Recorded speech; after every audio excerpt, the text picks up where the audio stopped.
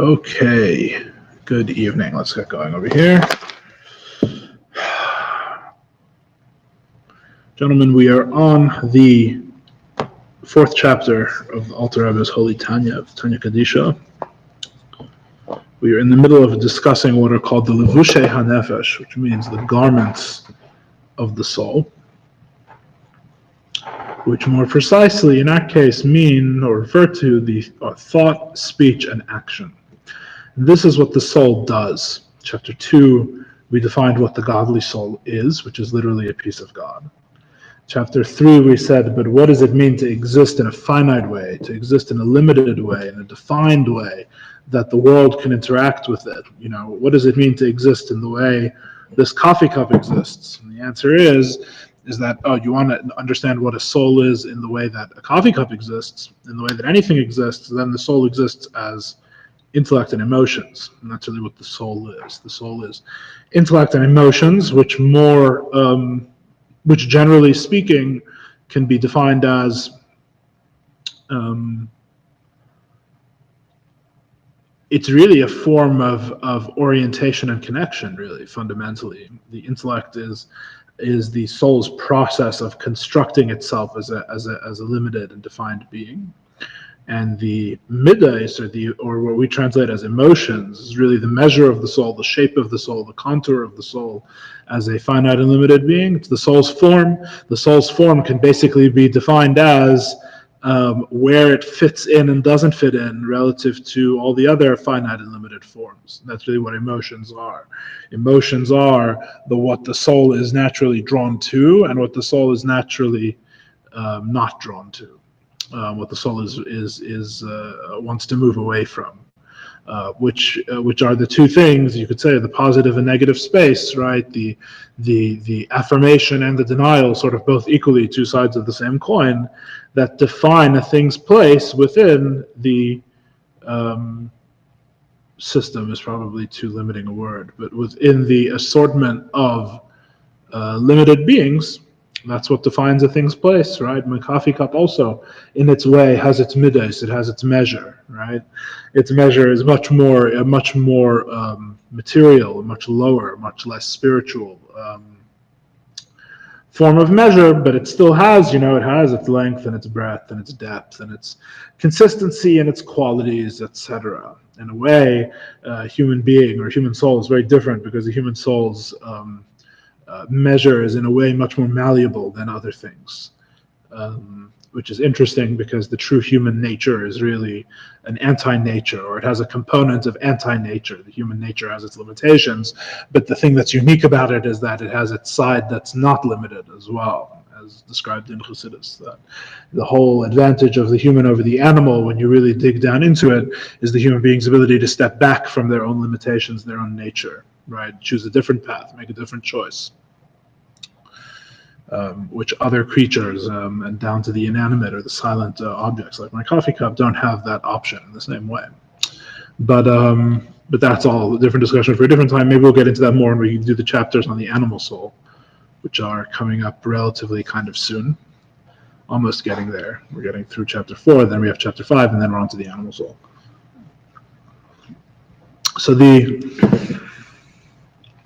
that's all chapter 3. That was the previous chapter, defining the limited nature of the soul. This chapter, chapter 4, it's about, okay, but does the soul actually interact? Does it actually express itself? Does it depart from itself? Does it go out from itself and express itself and actually do something in the broadest sense among the limited and finite beings? Yeah, among it or in the external world, we should say. And the answer is yes, it does. It does do something in the external world. It does three things in the external world. There's thought, speech, and action. Thought, of course, being considered here in the category of the external world, because even though it's internal, the way it is internal is as a technicality, right? As we've mentioned several times now, it's an expression that happens to be to the soul itself, right? Within the person themselves. However, that's only a technicality as is revealed by speech, which is when thought is then externalized, taken outward. given to the external world, and we see that thought really is a form of expression, even though it's technically within the person. It's the person relating to themselves externally. It's the inside outside, right? It's the internal external relationship, so to speak, if you really want to be contradictory about it, which some people enjoy.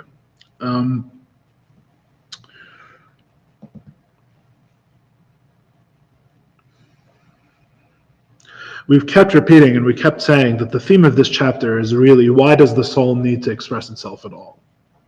What is even the point of the soul having an expression?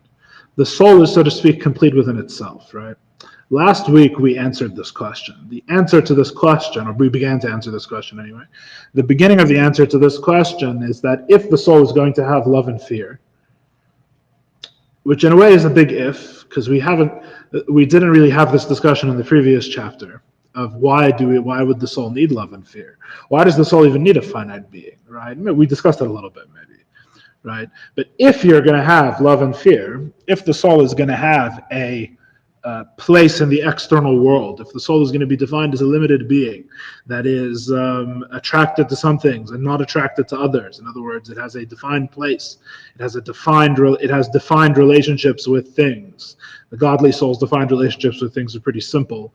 It wants God and it doesn't want everything else. That's basically the godly soul's schedule, the godly soul's plan. Why would it need to express itself in the external world? Why not just love and fear God in place, so to speak? You don't need something to love God. You don't need a tool with which to love God, apparently, right? At least in the superficially. The answer to the question is we need action because the love and fear of the soul cannot find culmination without it. They're incomplete without the action of the soul, which in the case of the godly soul, what are the thought, speech, and action of the godly soul? It's Torah and mitzvahs. It's the wisdom of the Torah and the fulfillment of God's will is really what we're talking about. What function does the wisdom of the Torah and the fulfillment of God's will serve to something that is already totally and completely united with God, right? The answer is that it's not totally and completely united with God. That's really, really the answer. The answer is that the soul in its essence is united with God, but the essence of the soul has become a creation. It's Elokus Shanais and Nivra.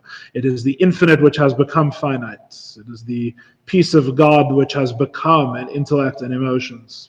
And since it has become intellect and emotions, since it has become a creation and separated from God, therefore, in order to reconnect with God, it needs Torah and mitzvahs, which as we explained last week, it needs God to do it from his end, because the limited cannot grasp the unlimited. So God decides that there are certain limited forms, there are certain limited ways of attachment to him that are defined, right? They're defined. Put this leather box on your arm at this time. And the leather box has to be like this. It's defined, right? Put this coin in a charity box, right? Light this candle before as the sun is setting on Friday, right? Or whatever it is. These defined forms, God has decided unilaterally, so to speak. It wasn't like the UN. There was no negotiation. This was a unilateral. This was a dictatorial act, so to speak. Maybe even in the literal sense of the word dictator. So, Michigas, I don't discuss that. There's a unilateral decision of God that these limited forms are the forms that he cares about. These are the forms in which love for him can be expressed, that their true connection with him can be found. And we spent a lot of last week's class discussing how when Chassidus says cleaving to God, dveikus, actual connection with God, we mean it in a very literal and real sense, in the same sense that one might physically cling to another, right? The soul clinging to God, attaching to God, is describing something that is very real and objective, so to speak, maybe the word for the modern ear, right? Rather than merely a feeling.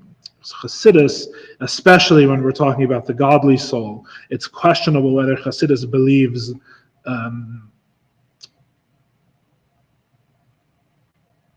if we're talking about the truth, then it can't be just a feeling. Or to put it differently, if we're talking about the truth, then it may be that in the truth, just the feeling is the truth, is the greatest truth, maybe. You could perhaps argue, but then that's just semantics, because what we mean is that the feeling of the godly soul, that's not, in fact, now that I think about it, that's not true either. We're talking about an objective reality. We're talking about an objective reality. The godly soul actually does attach to God through doing the mitzvahs. If you ask Chassidus, if you ask the Alter Rebbe, what does it feel like to attach yourself to God, right? What does chapter 4 of Tanya say? It feels like what doing a mitzvah feels like. And you might say, but the sensation I got from doing the mitzvah was my arm hurt because I put my tefillin on too tight, right? And the Alter Rebbe would say, on the contrary, that is it. The thing that you are seeking, that you have arrived, right? You already have the thing that you are seeking. But the problem is that you're seeking the fireworks of the thing rather than the thing itself. What the Alter Rebbe would tell you is that if you're actually seeking the thing itself, then your arm hurting for putting the tefillin on was an experience of God. It's more complicated than that because we're talking only about the godly soul, right? It's the animal soul's experience we haven't even gotten to yet, and how that plays into all of this. So it's not so simple as I was just saying, but I think ultimately there is something true to that. The experience of God that you're looking for is the experience of doing the mitzvah and nothing other.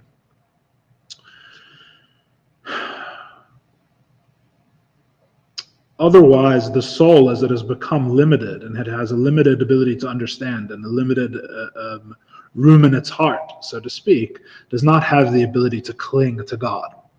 There is no access point to God. God is inherently inaccessible. Right?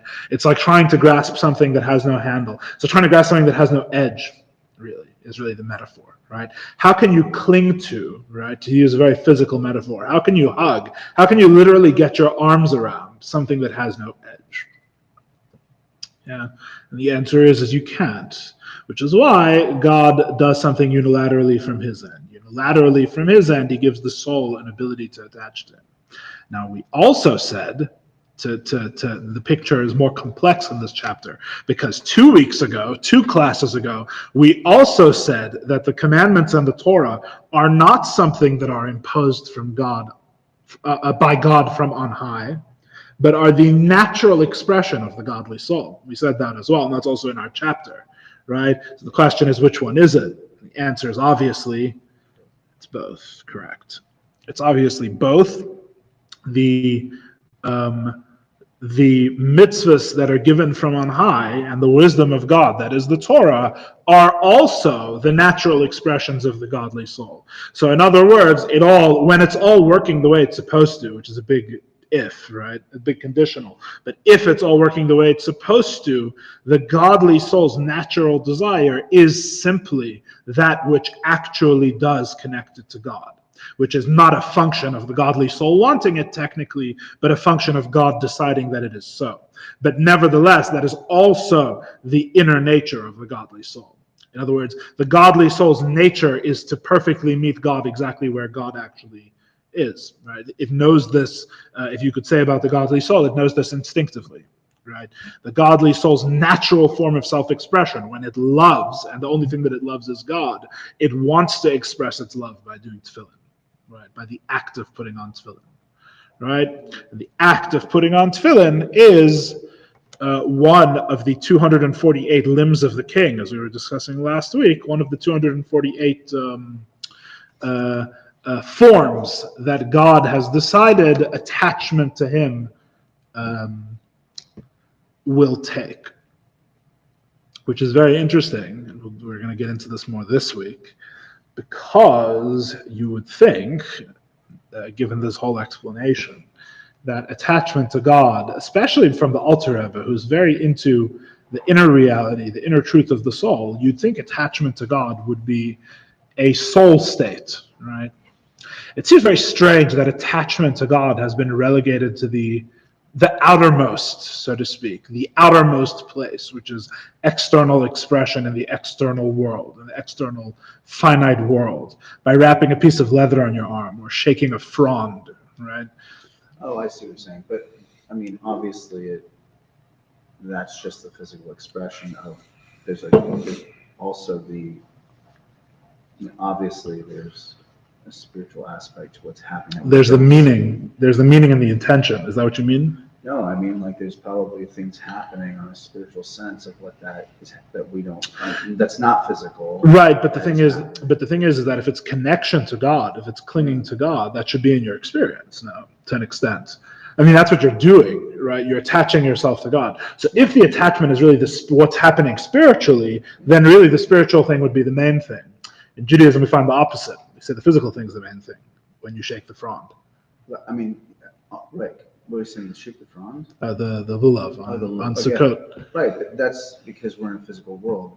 On this level, right? Yeah. That's how creation exists in this world. So doesn't that just shift the question then? So why would it be that way? To reveal because that's the only way we actually can reveal the inner divinity that's in creation is by doing. Express it, like, physically doing the things that our mitzvahs, for example. But that's not attachment to God. Are you talking specifically attaching to God? Yeah. I mean, I think that, is it not both? I mean, while we're doing that, because that's the only way you can elevate things, right? Is by doing mitzvahs, and so attaching to God. And I don't know. As far as we're concerned in chapter 4 of Tanya, we have no concept of elevating things. So the idea. I'm asking you until now. Okay, specifically. Yeah. Yeah, so the soul wants to. The Alter Rebbe story of reality from the bottom up that we have now. The expression of the divine soul in the physical sense is while here, right? Yeah. Coming from Hashem now to this existence. Yeah. That is the way it attaches to God. Yeah, but why? Why? What do you mean why? It's because this is the soul starts in its pure attachment to God. All the soul is attachment to God. Right, but it comes. So why not love and fear then? Right. Why not? Why shouldn't it be a feeling? Why shouldn't it be a feeling? Well, why shouldn't it be a spiritual experience, right? God has an infinite amount of experience he could give us of himself. Those could be part of it, like so.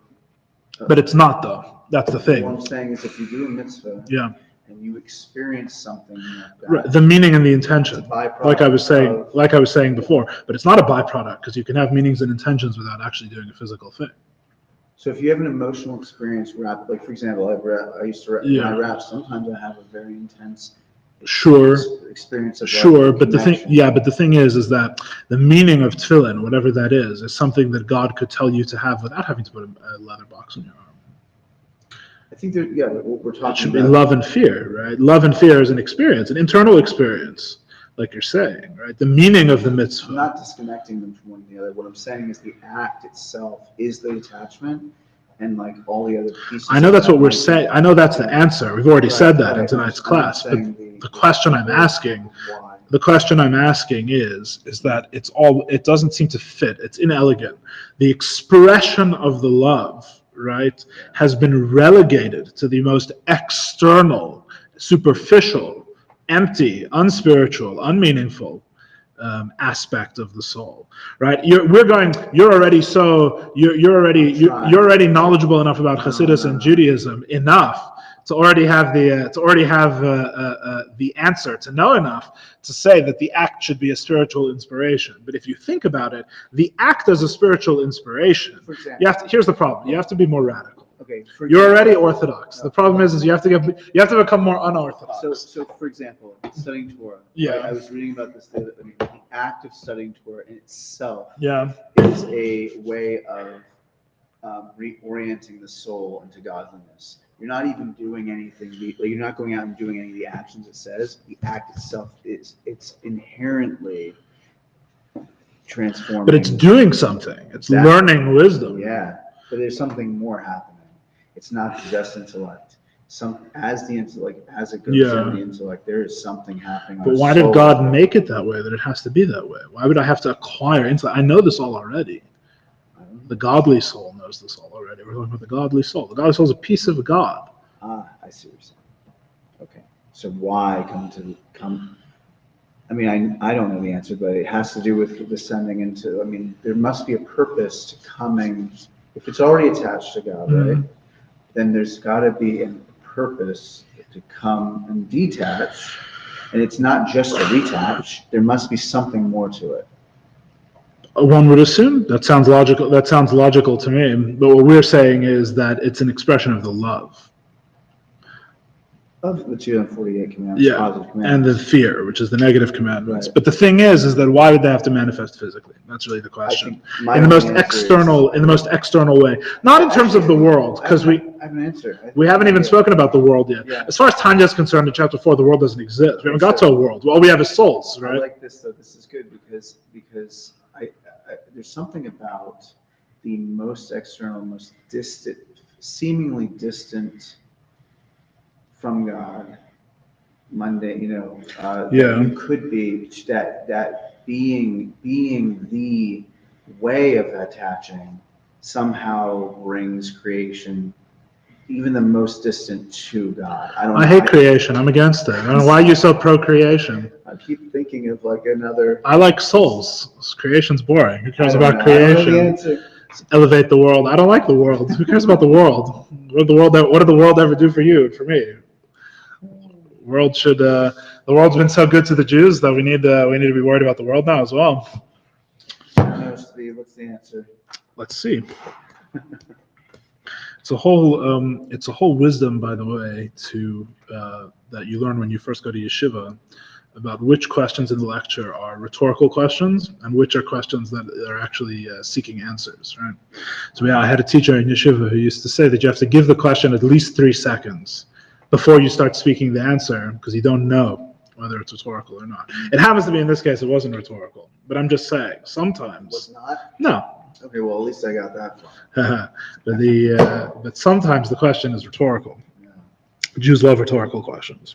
It's very Jewish. Funny you bring up yeshiva. I was True. talking about that with someone else actually. It's not an idea. Go on. We're streaming, right? Yes, we are. I'll be quiet.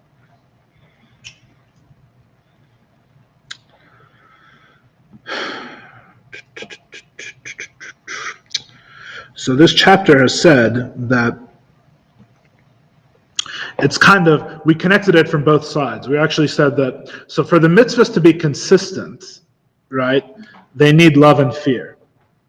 We said the mitzvahs are not consistent. They're not persistent. They have no stability without inner love and fear, which means, and really this is a broader theme in Tanya, that the Alter Rebbe and Chassidus in general, so it goes back to the Baal Shem Tov and the massive focus of the Baal Shem Tov, that Chassidus is all about sincerity and the inner reality of the soul. And we don't really believe that technicalities have any persistence, right?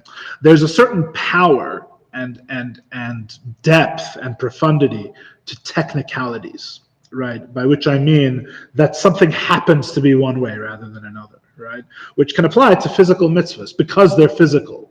You understand what I'm saying? In other words, if you have a truly God-fearing Jew, right? The God-fearing Jew does not put on tefillin as a technicality. It's not that this morning he happened to put on tefillin, right? He puts on tefillin because it's his whole life, right? If he doesn't put on, there's no room in his existence for him not to put on tefillin. It's what his whole being is, right?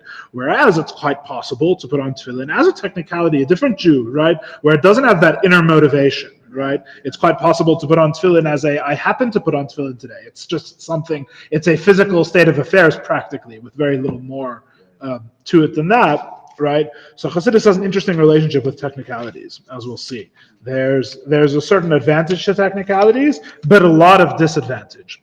And Chassidus's approach, which is Alter Rebbe's approach, which is the pnimius, the inner reality, which means the opposite of technicality. Technicalities are superficial realities, external sets of circumstances, right? In the outer world. Alter Rebbe is all about the inner world, and so because the Alter Rebbe is so inner world focused, we're going to have conversations like we did in this chapter, where the external technicality has to be defended, and often what it turns out is that the Alter Rebbe values the external technicality higher than people who believe the external technicality is the only thing that exists. Right? So the Alter Rebbe has a very important place for the external technicality, as we're going to see. But nevertheless, you have to understand how it relates to the inner reality, the inner world of the soul. All right? So the mitzvahs are not persistent and cannot continue to exist without love and fear, a major theme of Chassidus, right? God cares a lot about sincerity, about where your heart is, right? The Baal Shem Tov said many times, Rachmana liba bai, which means God wants the heart. That's what God wants, the heart, the sincerity, the love and fear, the passion, right? Technicality, schmechnicality, right? In other words, you may have very little to technically offer, right? Like in many Hasidic stories where a very poor person has a very unbeautiful mitzvah. They have very little that they can actually do, but because they do it with their whole heart and with the simplicity, perfect faith, and true sincerity, and almost a naive sincerity, right? It carries it to the highest heights, and it's much greater than the complicated and complex relationship that much more learned and much more pious people have, right? As embodied by the famous story of the Baal Shem Tov, which I think is the first story of the Baal Shem Tov told by the previous Rebbe in his famous Kuntras Torah of Chassidus, his book, his pamphlet that he wrote about the nature of Chassidus and what Chassidus is. The first story that he tells in there is a story of the Baal Shem Tov about that he and his students are praying on I believe it's either Rosh Hashanah or Yom Kippur. It's Yom Kippur. They're praying on Yom Kippur by Kol Nidre, and there's a terrible, terrible decree against the Jewish people that none of their prayers, including the Baal Shem Tov's prayers, can avert. And then the small shepherd.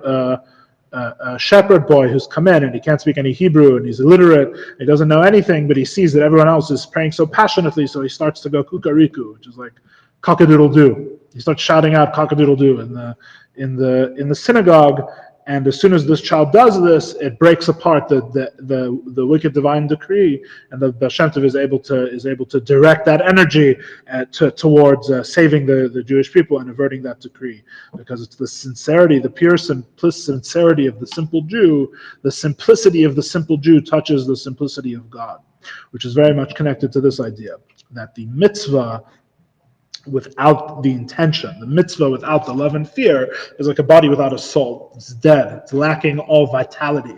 It's lacking all connection to the soul. That's on the one hand. So the mitzvahs need the love and fear. On the other hand, the love and fear need the mitzvahs, because the love and fear without the mitzvahs cannot actually reach. They cannot actually grasp God. They cannot actually cling to God. These are the two things we've said in the chapter so far. So the Alter Rebbe explained it both ways. He explained it how the soul needs the mitzvahs and how the mitzvahs need the soul. And we finished last week's class by discussing that the 248 positive mitzvahs are the 248 forms of connection, of dveikus, clinging of the soul's attachment to God. And now we're going to start discussing the negative mitzvahs and fear of God. That's love of God as expressed in the 248 positive mitzvahs. Now we're going to talk about fear of God as expressed in the 365 negative mitzvahs, the thou shalt nots of the Torah. So we are going to read from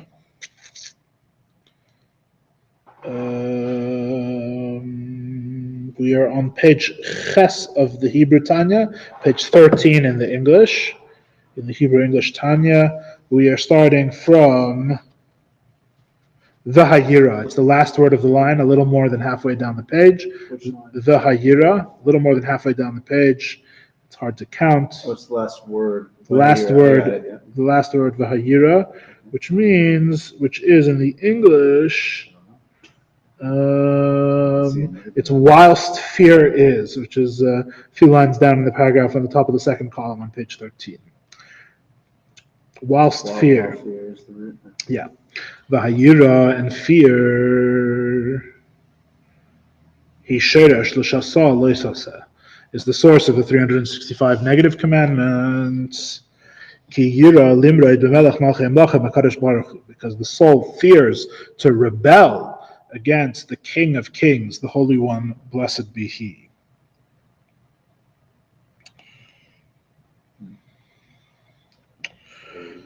So first of all, we explained last week that really love and fear explain all the mitzvahs. Each one explains all the mitzvahs, right? If you love someone, obviously you don't want to go against their wishes, right? So why are we associating fear specifically with the negative mitzvahs? The question again, as we asked and answered this last week, but as part of the review, we said if you love and fear both explain all 613 mitzvahs. Obviously, if you fear someone, you'll want to get on their good side and do the things they tell you to do. And if you love someone, you won't want to violate their wishes. Obviously, right? So why are we saying love is the motivation for the positive commandments and fear for the negative commandments?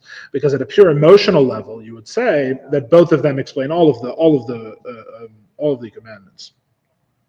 And the answer is, as we explained last week, is because what we're talking about in this chapter is not just obeying and not obeying commands. We're talking about dveikus. We're talking about attachment. And when you're talking about actual forms of attachment to God, there's only 248. The function of the negative mitzvahs is to not mess up those 248 forms of connection. So in other words, since we're talking about actual forms of connection rather than merely fulfilling God's wishes, you understand the distinction, right? Therefore, there's room to divide them up, right? The 248 positive commandments are the things that the soul actually affirmatively wants, which is love, right? It wants to have a connection to God, and there's 248 avenues that can take, right? Whereas the things it wants to avoid, right, are not forms of attachment to God. Because the forms of attachment, there's 248. The things it wants to avoid are things that mess up and get in the way of those forms of attachment, at least in theory, right? So there's room when you're talking about attachment to God, rather than merely the will of God, to distinguish between the 248 positive commandments and the 365 negative commandments.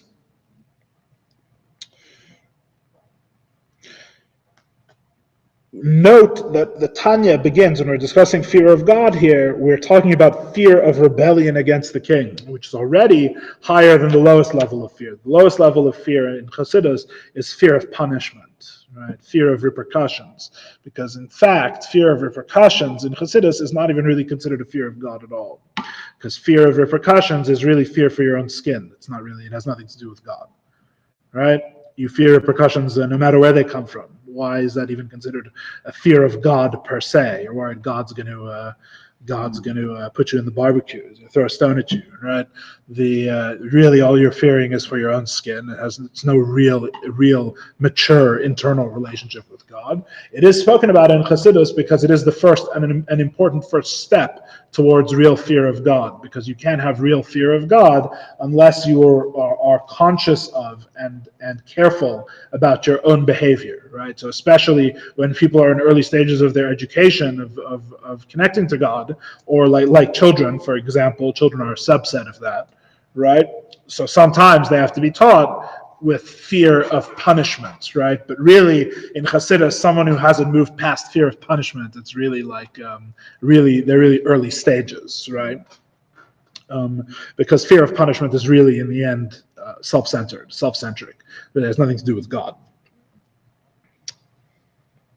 So this is a higher level than that. This is fear of rebellion against the king, which apparently means, which sounds like, the idea that we would violate his will, right?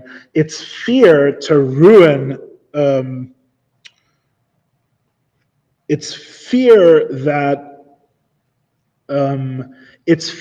God will see that we're going against his will, right, and then cut us off, right? Cut us off in a relationship sense, not in a consequences sense, right?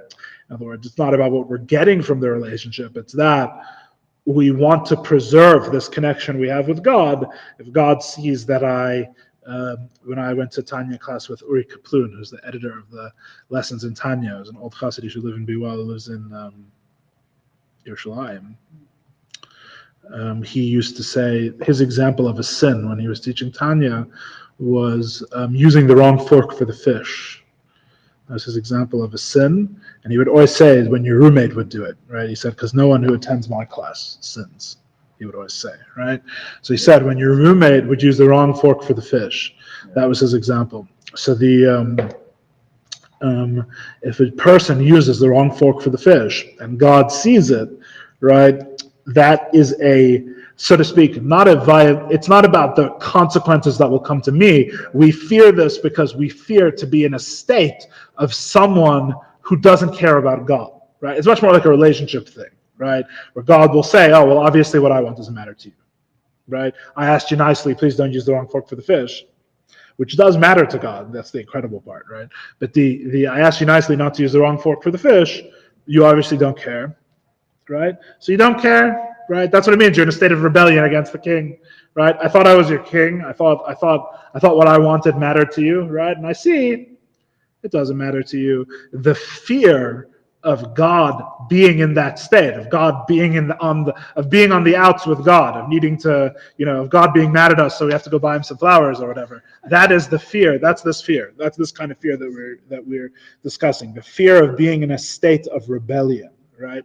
And that's the fear of the godly soul that motivates, that vivifies, that gives life to the scrupulous avoidance of the 365 thou shalt nots. Right? I'm not going to do any of those things God tells me not to do because I don't want to be in that state of being on the outs with him, of being in a state of rebellion, in a state of being not connected with him.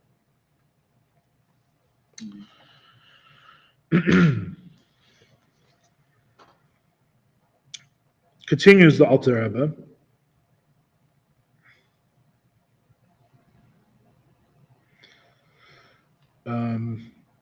Sorry, I lost my place. Here we are. We're on a new sentence. Yira pnimis mizu. New sentence. Following that period, it's the first period in the bottom half of the page. Following that period, 1 second here. Sorry, lost my place with my notes as well.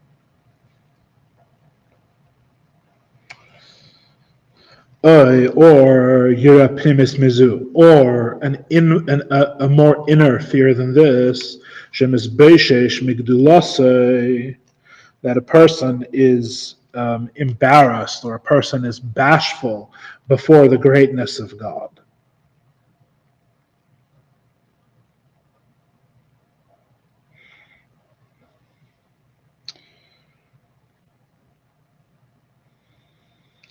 This is a more inner thing. This is actually focused on God himself, right? The reason this is a more inward fear, the fear of embarrassment or bashfulness, or if shame is really the word, I think, of being ashamed before God's greatness, right? This is actually not even about action, right? I'm not afraid about violating the king's will, right?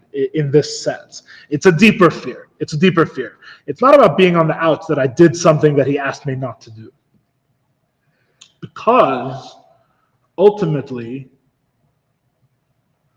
that's still very superficial, because it's in the sense of our relationship is based on behavior, right? Whereas the soul's fear of God, that's putting the cart before the horse, right? That's saying in a way that the most important thing is the action, and my fear, or in this case, my desire not to violate the relationship with God, follows on my actions, as if the actions are what constitute our relationship, right? Whereas the reason this is a more inward fear, right, of being ashamed before the greatness of God, is that the relationship is direct with God, but it's manifest in my behavior, right? The relationship is that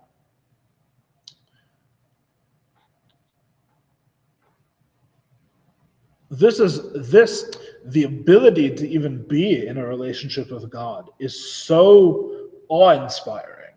It's so, God has so much of my respect, so much of my esteem, right? That really, really, I feel that my very existence in the relationship, in a way, violates the greatness of God, right? This is, so to speak, this is like the retrograde action in a relationship. When you hold someone in such high esteem, and such high respect, right, there's almost, even though you're so close and you have a profound close relationship, there's also a desire to move away, right? Why would you desire to move away at the same time? Because they have such a good thing going inherently on their own, right, that you actually don't want it. You're worried that if you're too close, you could actually ruin, right, or get in the way of the great good that they are themselves inherently. Like me being in a relationship with this, right, actually detracts from the greatness of this thing, even though I want to be in a relationship with this. And this is called this, in a sense, is called being ashamed before God. Now, shame is kind of like a negative term nowadays, right? It's very, people who are into like psychology and stuff like that, a very negative view of shame. Although I think that it still might be a good translation, because I think that the godly soul's shame derives from its inherent connection with God. In other words, shame is usually a negative thing because it's socially imposed, right? It's external, right? People make you feel ashamed or humiliated. They make you feel like nothing. It's a very negative thing. It leads to low self-esteem and self-loathing and all these things the psychologists discuss, right? Whereas in this case, it's very different, because what we're talking about is a dynamic of the godly soul's relationship with God, where the two are inherently attached. In other words, the shame the godly soul feels before God is not a shame, God forbid, of separation. On the contrary, this shame, it's like I don't know what a good metaphor is, but it's like this shame, which is on its surface, you may think very superficially, is some kind of God forbid, distance from God. On the contrary, this constitutes the profound closeness with God, right? The soul is so close and so aware of God and so aware of how it's a created and limited being, and God is an infinite and transcendent being, right? That all the soul wants to do is like crawl into a hole and disappear, right? It just wants to not exist. Because why would I exist if I have the opportunity to let God exist? If I have the opportunity to make space and allow God to be as God is. And this feeling of not wanting to be before God, right? Of wanting to be nothing before God, of wanting to be subsumed so that all that exists is God, right? Is a very profound fear of God at the core of the godly soul. And this fear of God is a deeper motivation for the negative mitzvahs, for the thou shalt nots, right? I'm not going to violate God's will, not because our relationship is his will, right? But because how could I possibly go against the thing that I'm trying to be nothing before, right? I'm trying to be nothing before God, so obviously I'm not going to do anything that gets in the way of his will. Because in fact, his will is the only thing that should exist. It's the only thing that I want to exist. Soul, right? Yes, this is all the godly soul.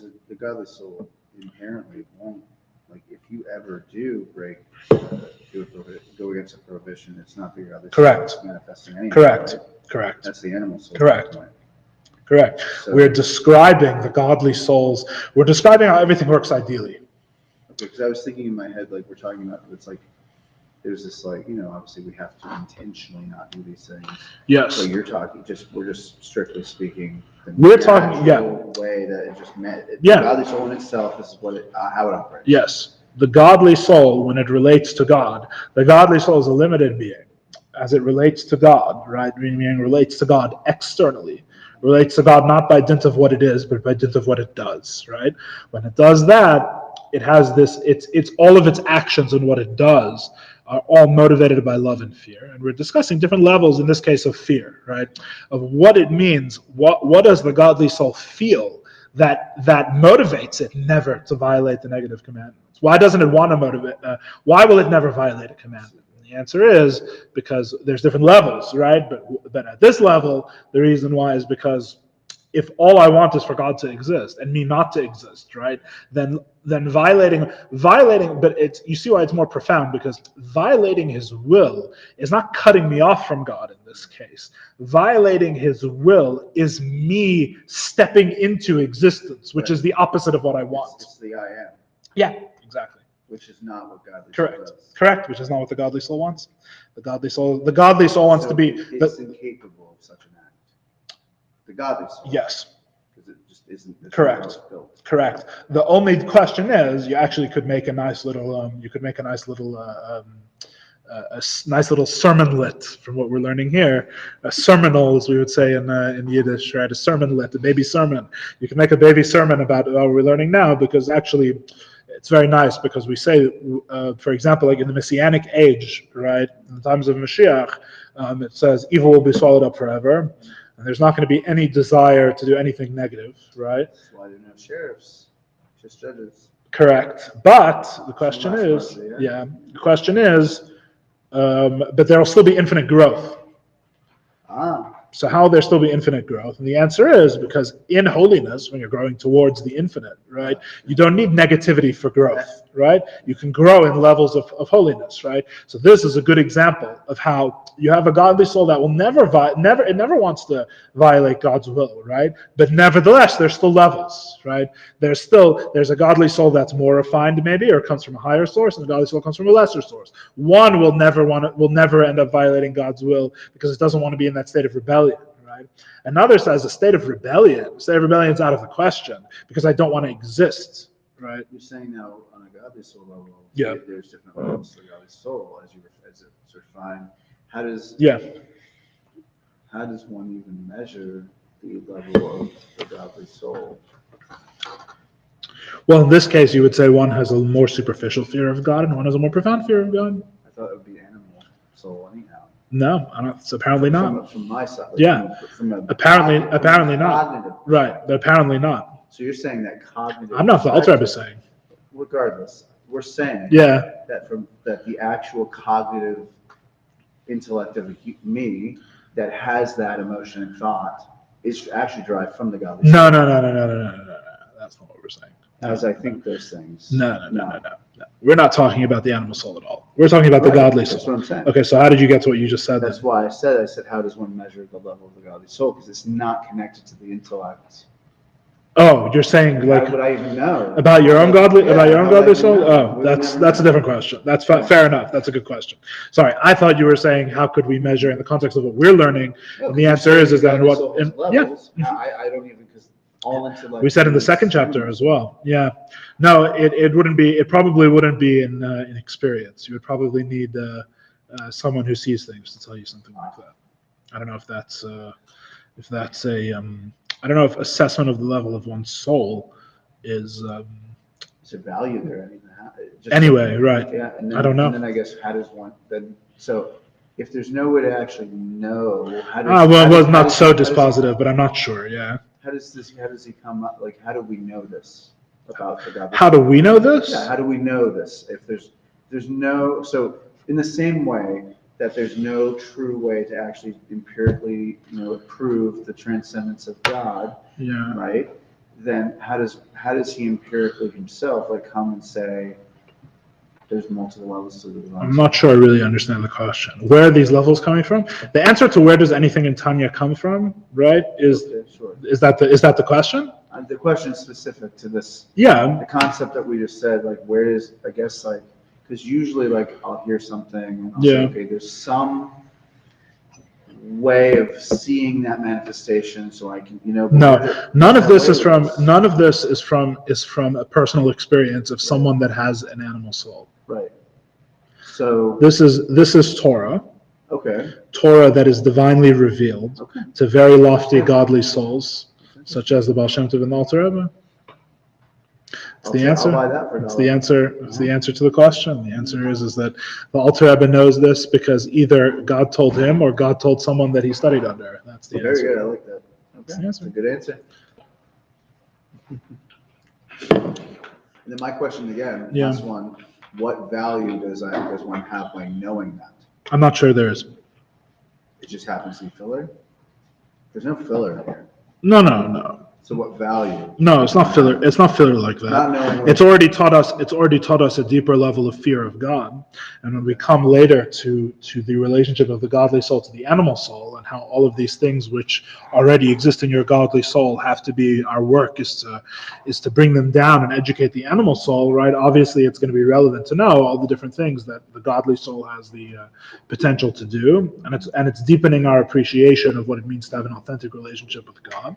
It's not based just on action. So there's 30 ways that it's not just filler. Just filler is really that's the last. That's the backstop. That was on purpose.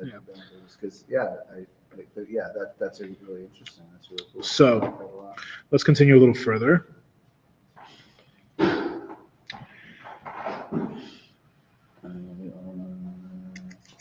I actually turned the page by accident here.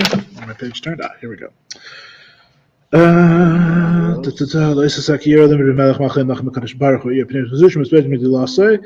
Lamaris ene kvede, or Lamres, pardon me, Lamres ene kvede, which means, quote from Isaiah, which means, how do they translate it here? Feels ashamed in the presence of the divine greatness, to rebel against his glory, which is a quote from the book of Isaiah, chapter 3, verse 8, to arouse God's anger.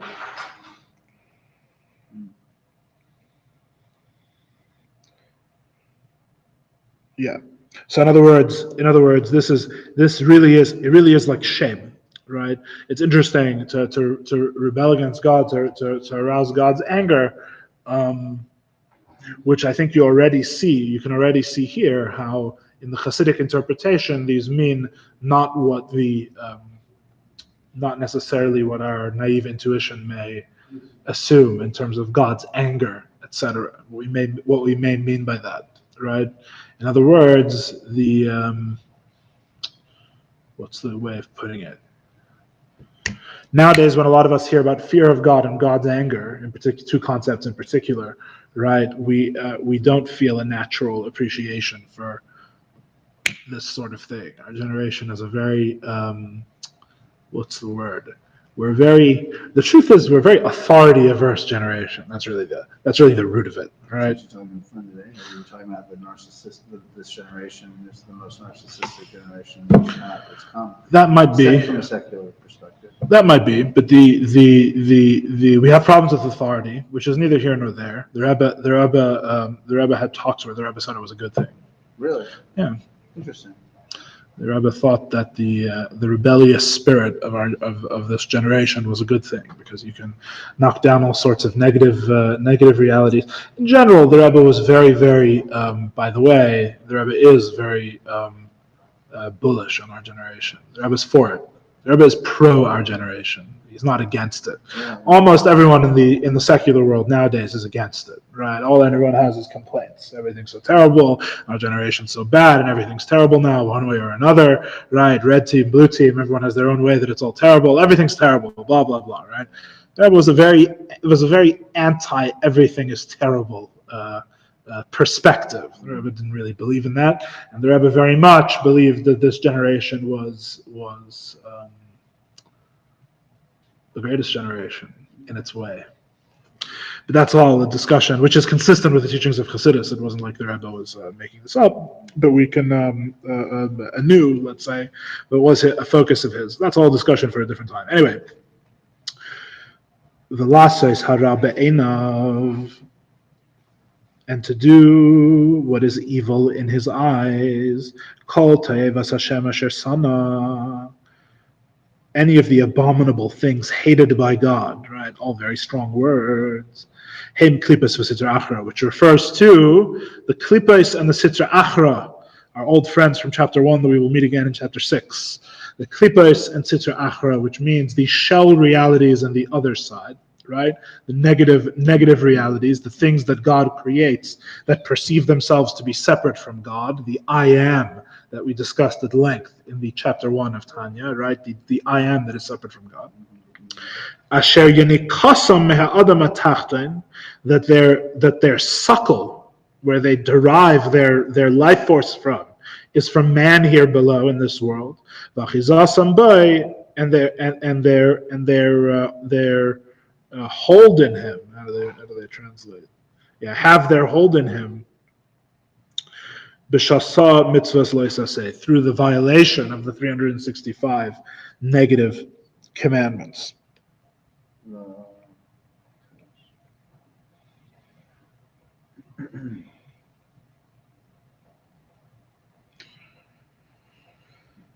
In other words, the soul is ashamed.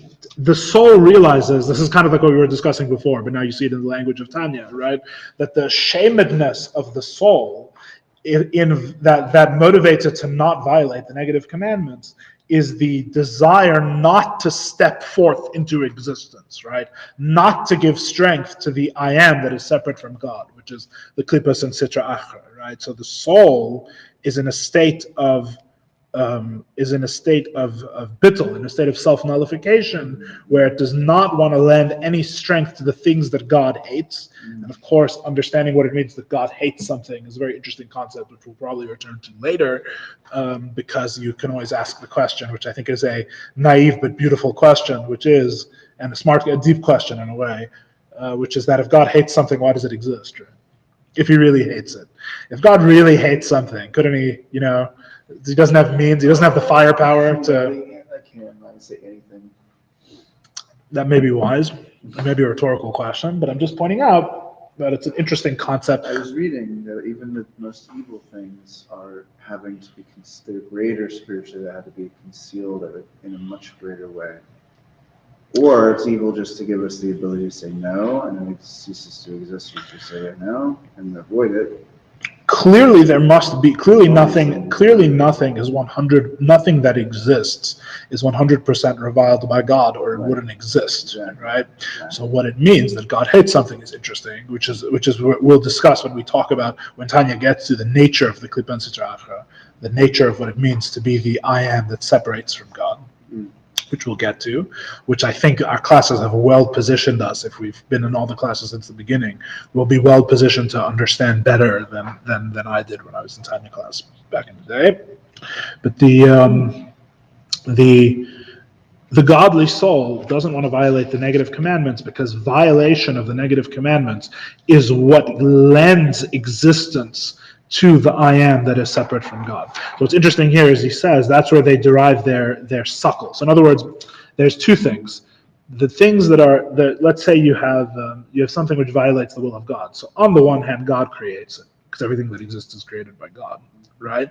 But on the other hand, as Tanya is implying here, it exists even more. In other words, the goal is that they should only exist as much as God wants them to exist. The problem when we violate a negative commandment, let's say we use the wrong fork for the fish, right? So when we use the wrong fork for the fish, we're giving the wrong fork in this case, right?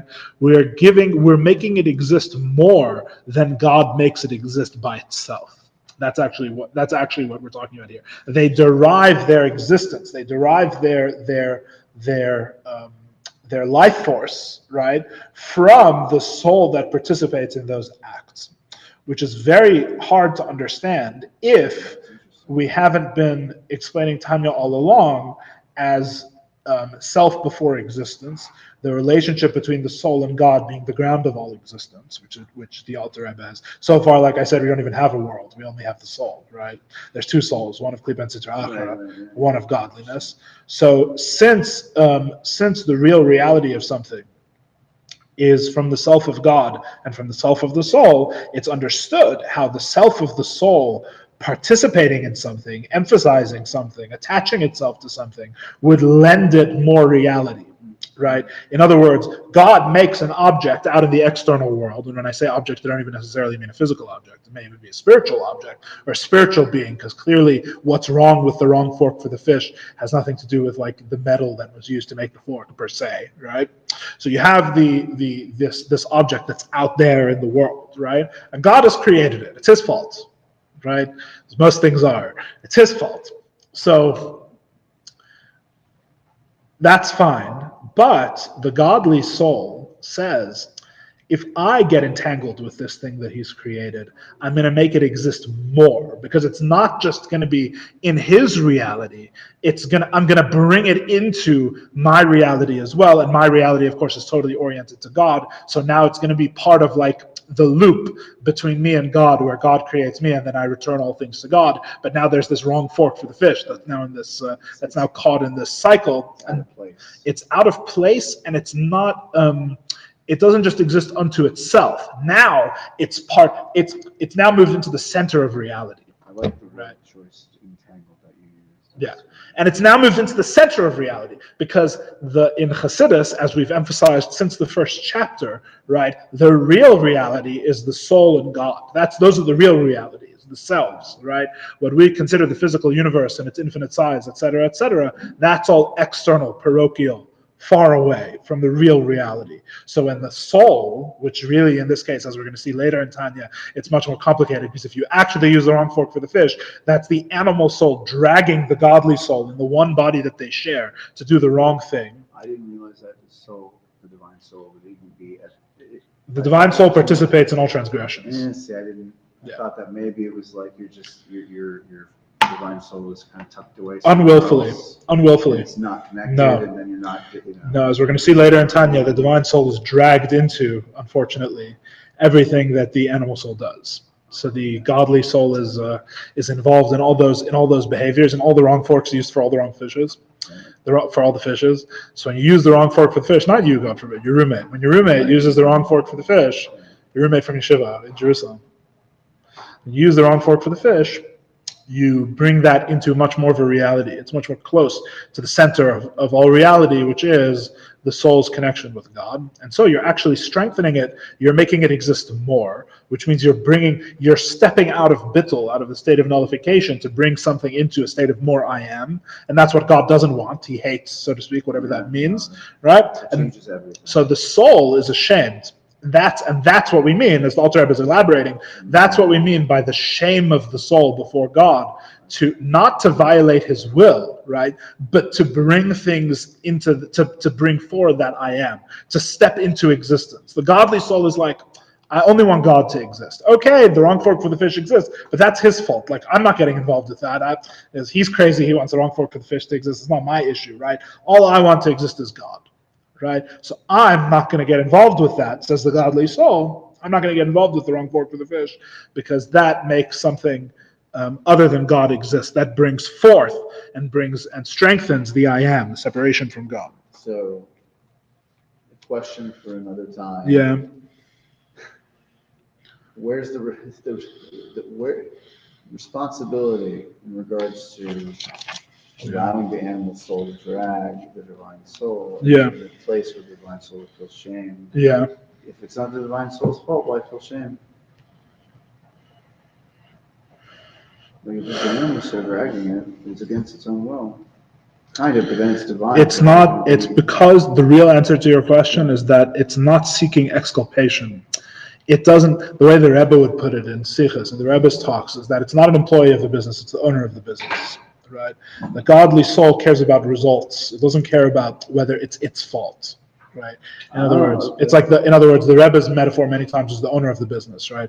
The employee, if there's peanut shells on the floor at the business, and the employee sees, oops, 5:00, I'm going home, and he's definitely not worrying about the peanut shells on the floor at work, right? Whereas the owner of the business, he didn't put the peanut shells there, but he's going to be there late at night mopping up if no one else is, right? Because it's his business, right?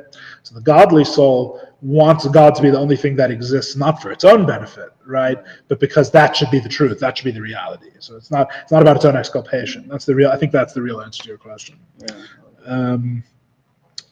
Okay, let's see here. It's getting late.